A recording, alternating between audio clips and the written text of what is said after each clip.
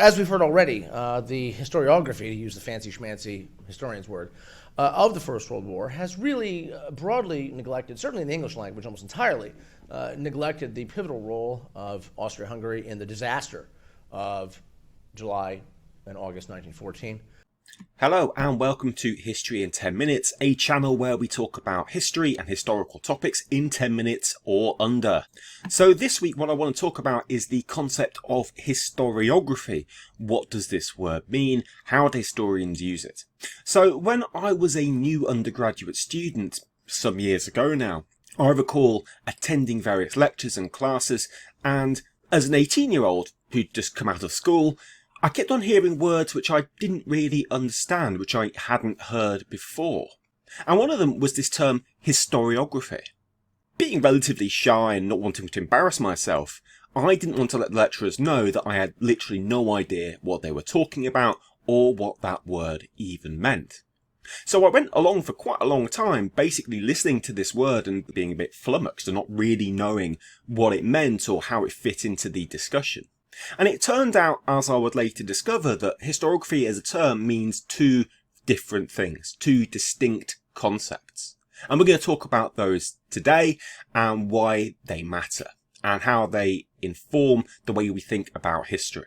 So if we're going to think about the word historiography, first I suppose what we need to do is to define the word history and think about what history actually is. Briefly, let's turn to the thoughts of the historian Arthur Marwick. So Arthur Marwick was a social historian who worked in the 1960s through to the 1980s, 1990s, and he also wrote a very interesting book called The New Nature of History, and he spent some time defining these words and these ideas. So for Marwick, and I think most historians would all agree, history is something which is distinct from the past. So to use Marwick's own definition, he said history is the bodies of knowledge about the past produced by historians, applying the rigorous methods of professional history and deploying secondary sources in the analysis and interpretation of primary sources. In other words, history is the accumulated knowledge which has been generated by historians and the methods which those historians have used in order to get at that material. So in this case, primary sources means documents or objects or voices from the past which have then been interpreted by historians. And historians are building on what Marwick describes as secondary sources. So that is the literature which has been written by historians, the body of our knowledge about events in the past. So if that's history and that's the past is something which actually happened and history is what historians have written about that past, those events, then what does this word historiography mean? So it's worth again returning to Arthur Marwick, who defines these terms for us.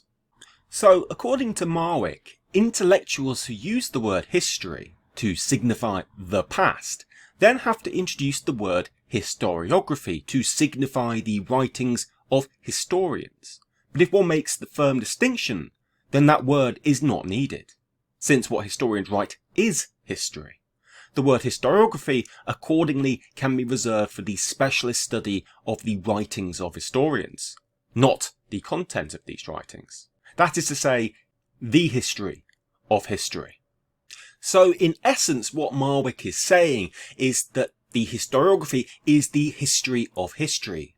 It's that material which has been written by historians about the past. That is historiography. So for example, if one were to write a book, for example, about the professionalization of history, so the history of what historians do, that is what historians mean when they use the term historiography. Yet it also has another subtly different meaning. And that is that the historiography is something which has been written by historians about a given topic. So it is the body of literature which has been written about, for example, the origins of the First World War. So there'll be the materials which were written in the interwar period by historians, which have then changed over time. So for example, A.J.P. Taylor, a very famous revisionist historian in the 1960s. And Taylor had a very different understanding of how the First World War came to be than other historians, either of his generation in many cases, but certainly of generations of historians before him. Views that historians have today about the origins of the First World War will be very different from those in, say, for example, the 1980s, the 1960s, the 1940s, or the 1920s. So in other words, history is a cumulative academic discipline. and ideas change over time. And the historiography is that collection of literature, and we can read it to understand how ideas have changed. And if, for example, you're writing an essay at the undergraduate level, one of the things that your lecturers will very likely want you to do is to engage with that literature, to engage with what they will call the historiography. So when you get your essay feedback, you might well be praised for having really done a good job in engaging with the historiography. Conversely, you might be told, well, this is all very well, this is a good effort, but you need to engage more with the historiography. That's what they mean. They want you to go away and read more of the books and actually analyse the point of view of the historian and understand where that fits in to this broad range of literature on the given topic. So what is your opinion about the historiography? Which sides of the various different arguments do you see your own work falling into? What's your perspective on all of this? Would you consider yourself to be a revisionist historian in the AJP Taylor mode, or would you be perhaps a little bit more international in your scope, thinking perhaps a little bit more about the Austro-Hungarian Empire, and think more along the lines of Christopher Clark, for example, a Cambridge historian? Perhaps you more agree with the great German historian Fritz Fischer, who argued that the origins of the First World War was pretty much down to the German Empire and German foreign policy. So one of the things that we need to be aware of is that historians also don't exist in a cultural vacuum. They are locked away in their ivory towers where popular culture and wider society has no impact or any influence at all. Instead, like everybody else, historians watch television, they watch films, they read books, they're engaged in politics. So when we read works of history, like the books that you can see behind me, we need to remember that they were written in a particular moment, in a particular culture, and that determines and influences how these books are produced. Also think about it in terms of technology. What was possible even 20 years ago isn't the same as what's possible today. So digitization, the ability to use a digital camera has revolutionized what historians can do. And so as culture changes, as ideas change, as society changes, so too does the historical approach.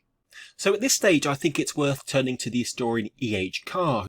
And he said in his book, What is History? The historian starts with a provisional selection of facts and a provisional interpretation in the light of which that selection has been made by others as well as by himself.